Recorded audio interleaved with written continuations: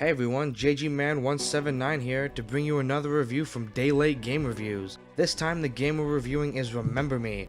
Remember Me is a third-person single-player action-adventure game published by Capcom and developed by Don't Nod, who is an independent developer from Paris. Remember Me takes place in Neo-Paris in the year 2084. Memories have become shareable and transferable, where people can add and remove memories like friends on a Facebook page. However, this is all controlled by Memorize, a huge corporation with nefarious intentions. You take control of Nilin, a former memory hunter who had all of her memories stolen by Memorize, and now has to team up with a revolutionary group bent on Memorize's destruction in order to regain her memories. Remember Me has a lot of good parts to it.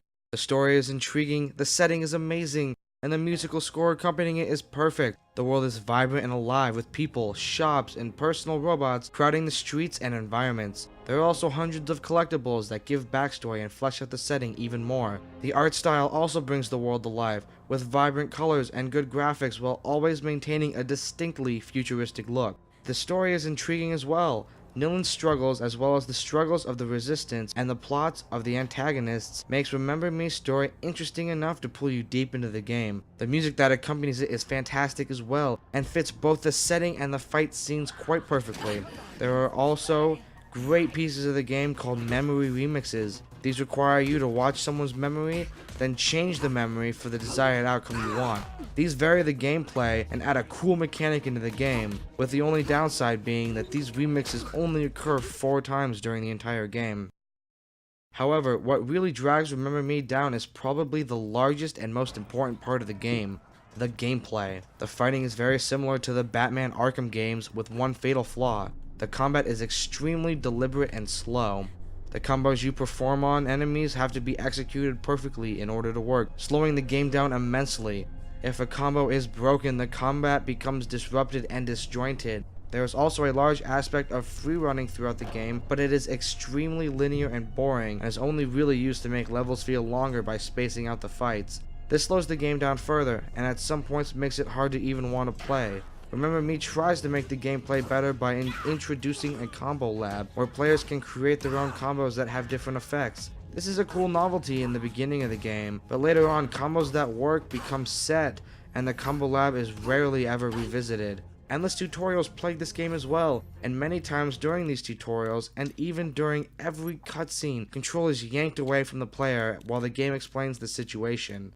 All of this leads to a flatter game that is hard to play sometimes, with the best parts being previously mentioned.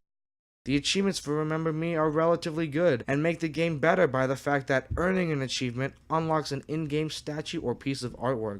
This gives more value to the achievements themselves, while revealing even more info about the game. The achievements in Remember Me offer a greater variety on gameplay, with many requiring you to play the game in a different manner, which in turn makes the game more fun.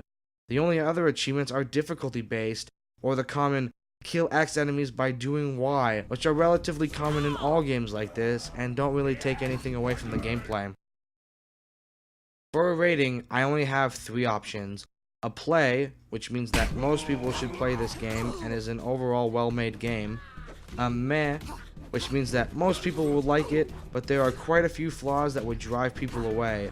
And finally, a do not play, which means steer clear of this game, it's a piece of crap. For Remember Me, I would have to give it a meh rating. Overall, the bad parts of the game weigh heavily on the good parts.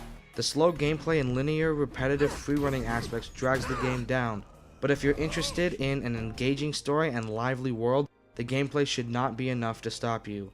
With some variety in how you play based on achievements, and some golden nuggets of gameplay, like memory remixes and boss battles, Remember Me is still a good game, but it still could have been so much more. This is all I've got for you today. Make sure you like, comment, and subscribe. Be on the lookout for my next review, which of course will air a day after the next game is released.